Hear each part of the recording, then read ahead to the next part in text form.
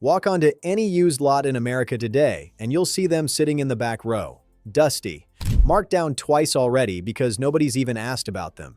Meanwhile, the same lot has buyers lined up arguing over a 2021 F-150 with 70,000 miles and a $42,000 price tag. I've spent years talking to the mechanics who actually know these trucks, not the dealership staff, but the independent shops, the ones who've pulled engines at 200,000 miles and watched what fails and what doesn't. And every single one of them will tell you the same thing. The trucks collecting dust in that back row will still be running when those F-150s are in a junkyard with blown cam phasers and dead 10-speed transmissions. Let me be clear about what these trucks are and what they aren't. They're not beaters. They're not good for the price excuses. They're pickups engineered before manufacturers got obsessed with turbos, direct injection, and 10-speed automatics that fail at 90,000 miles. Built when the goal was 300,000 miles, not a 3-year lease cycle. 5 trucks. All cheap, all ignored. Every single one will outlast a new truck off the showroom floor. I'm saving the best for number 1 because that truck, in my honest opinion, is the single most underrated used truck in America. And the price gap between it and what everyone else is buying will make you genuinely angry. Let's get into it. Number 5. Mazda B Series. Most people don't even know this truck exists. The ones who do assume it's some weird Japanese import with parts nobody can find. Wrong on both counts. The Mazda B Series is mechanically a Ford Ranger with a different grille. Same frame, same engines, same transmissions. Every single part is available at every auto parts store in the country. The only difference between a Mazda B2300 and an identical Ranger sitting next to it on the same lot is the badge on the tailgate. And that badge is the reason you can buy one for thousands less. There's a story that's become almost a mechanic's joke at this point. Young guy starting a landscaping business, $4,500 in his pocket. Found a 2008 Mazda B2300 with 142,000 miles listed at $4,200. Right next to it, a 2008 Ford Ranger, 138,000 miles, $6,800. Same truck, built on the same assembly line in Minnesota. He bought the Mazda, saved $2,600, and ran his business on it for over a year with nothing beyond an oil change and one set of brake pads. The 2.3-liter Duratec 4-cylinder from 2001 onward is one of the most boring, reliable engines Ford ever produced. Timing chain, not a belt, no turbo, no direct injection carbon problems, port fuel injection that just works. These engines hit 280,000 miles on original internals with nothing but oil changes every 5,000 miles. The 5-speed manual behind it is essentially indestructible. The 5-speed automatic is solid as long as the fluid is changed every 60,000 miles. Check service records on that specifically. Current pricing, $4,000 to $7,500 for clean examples. An equivalent Ranger runs $6,500 to $10,000. You're looking at the same vehicle for thousands less because of pure badge ignorance. Before you buy, check the frame behind the rear wheels for rust. These trucks worked hard in Rust Belt states, and that rear section can rot.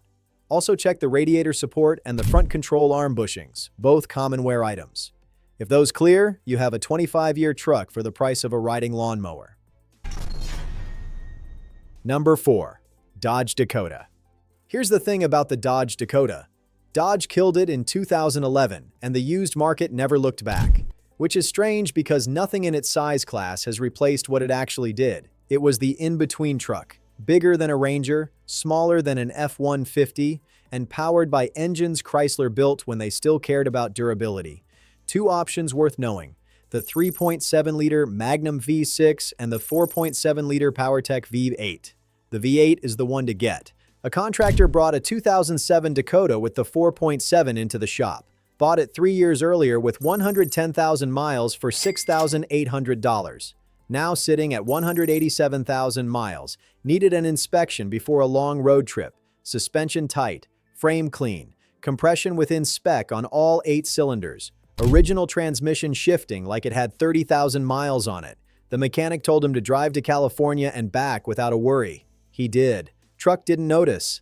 Now, the 4.7 has a reputation problem because the early versions, 1999 to 2003, had real valve seat issues and overheating problems when owners skipped coolant changes. Those concerns are legitimate.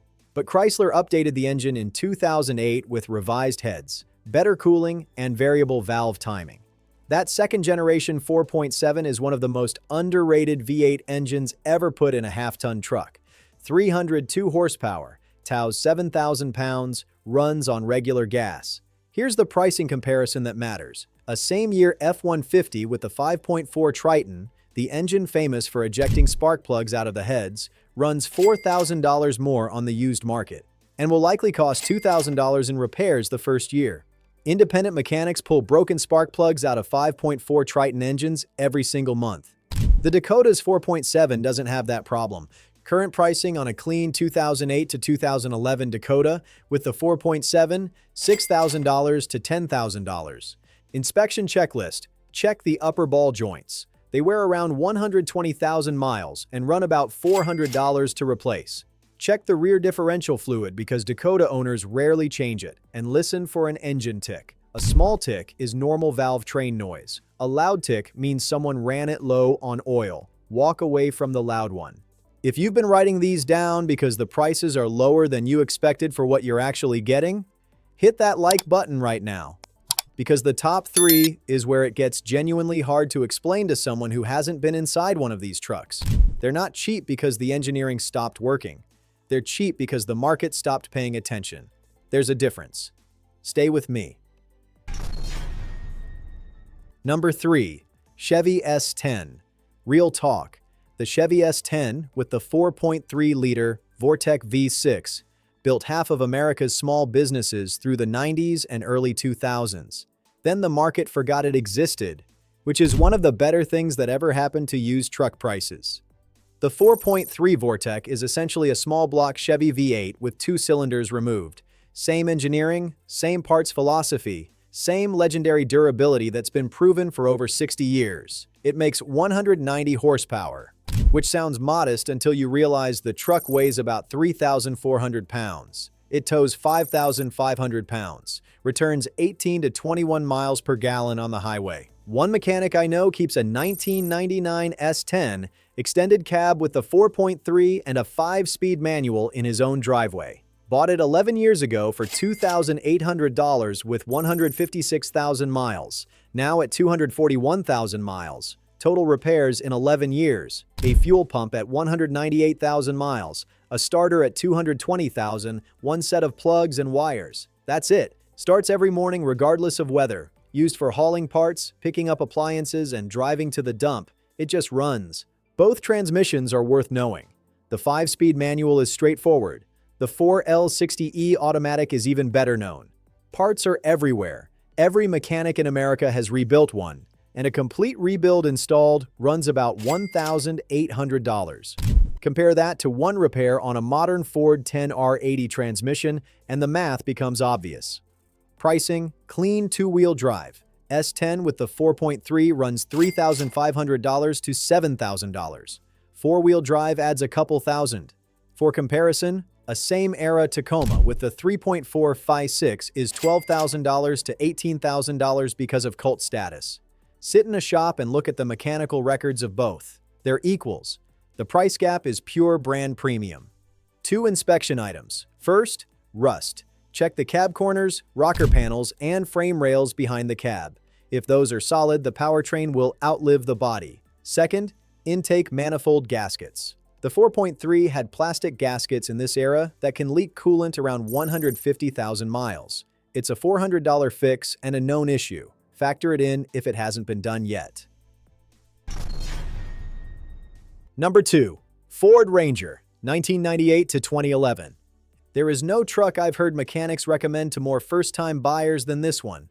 Not because it's exciting, because it works, and keeps working long after the payment stops being exciting too. The 2.3-liter Duratec 4-cylinder is the same engine as the Mazda B series because they're essentially the same truck. Timing chain, port fuel injection, no turbos, no variable cam phasers, no direct injection carbon buildup. Mechanically related to engines used in the Ford Focus, the Mazda 3, and some Ford Fusion models, which means parts are everywhere and every independent mechanic already knows it. Rated at 143 horsepower, which sounds weak until it returns 27 miles per gallon on the highway. Better than most modern crossovers. A nursing student, broke, clinical rotations 40 miles each way, $5,000 total budget. Everyone told her Honda Civic. One mechanic told her Ford Ranger. 2 weeks later, she came back with a 2009 Ranger XL regular cab, 2.3 four-cylinder, 5-speed manual, 2-wheel drive, 118,000 miles, $4,400. She put 31,000 miles on it. Total repairs, 1 oil change. Not a typo. The truck just ran. Here's the specific buying opportunity nobody talks about. The manual transmission versions are the cheapest because nobody wants a manual anymore. Buy the manual. The clutch on these lasts 200,000 miles if you don't ride it. When it finally goes, replacement is $600 to $800 at any independent shop. That's your entire repair budget for potentially a decade. Pricing. A clean 2009 to 2011 Ranger XL with the 2.3 and a manual sits between $5,000 and $9,000. 2 inspection priorities. Check the frame for rust at the rear shackle hangers and around the spare tire mount. Those sections take the most corrosion. And check the timing chain tensioner for any rattle on cold start. Some early 2.3 Duratec engines had a tensioner issue fixed under recall. If the service records confirm the recall work was done, you're looking at a truck that will go 300,000 miles without drama. Number 1. Nissan Frontier 2nd Generation, 2005 to 2019. Let me be straight. If I needed a truck tomorrow, needed it to last 15 years, and wanted to spend the absolute minimum on repairs over that time, this is the one I'd buy. Not the Tacoma, not the Ranger, the Nissan Frontier with the VQ40D EV6. Most people don't realize this truck exists as a serious option because Nissan barely advertised it for 14 straight model years. They just kept building the same thing, year after year, while the rest of the industry chased complexity. That consistency is exactly why it's so good. A retired guy bought a 2014 Frontier SV with the 4-liter V6 at 78,000 miles for $14,500. 4 years later, he's at 162,000 miles. Total repairs, brakes, oil changes twice a year, and 1 battery. He pulls a 4,000-pound camper every summer from Florida to Maine and back. The truck has never let him down once. The VQ40DE is where the entire case rests. 4-liter naturally aspirated V6, 261 horsepower, 281 pound-feet of torque. No turbo, no direct injection, no cylinder deactivation, timing chain, port fuel injection.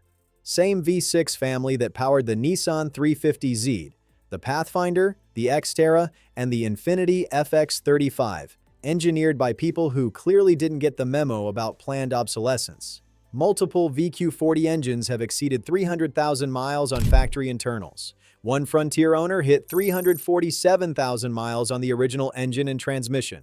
Still running. The 5-speed automatic paired with it isn't the most modern unit and it isn't the most efficient, but it shifts cleanly and it lasts. Change the fluid every 60,000 miles and it will outlive the body of the truck.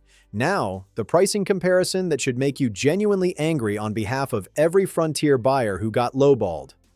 A 2014 to 2016 Frontier SV with the V6 and 80,000 to 100,000 miles, $14,000 to $19,000. A same-year Tacoma with comparable displacement, $24,000 to $32,000. That is a $10,000 gap between 2 trucks that mechanics treat as equals in the shop. The Tacoma has resale cult status. The Frontier doesn't. That is the entire reason for the price difference, not engineering. The badge, 1 critical inspection item. And this is specifically for 2005 to 2010 models. The radiator developed an internal crack that allowed coolant to mix with transmission fluid through the cooler line. Frontier owners call it the strawberry milkshake of death. By 2011, Nissan had updated the radiator and most affected trucks have been repaired or scrapped by now. Before you buy anything pre-2011, check the transmission fluid. Clean red means you're fine. Pink, milky, or brown means walk away immediately. No exceptions. Also check the rear leaf springs on any high-mileage example. They sag with hard use and replacement runs about $600. Factor it in if the truck sits lower in the rear than it should. The 2011 and newer ones don't have the radiator issue, and they're sitting between $14,000 and $19,000, while everyone fights over Tacomas at $30,000. Nobody's talking about the Frontier. Every mechanic who knows trucks already owns one or has sent someone to buy one. 5 trucks, all sitting in the back row while buyers fight over the expensive stuff at the front.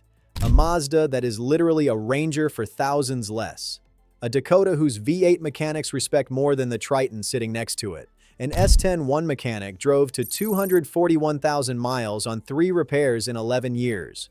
A Ranger that got a nursing student through a year of 40-mile commutes on 1 oil change. And a Frontier with a documented 347,000-mile engine whose owner still hasn't been given a reason to stop. None of these trucks have heated steering wheel or a 12-inch touchscreen.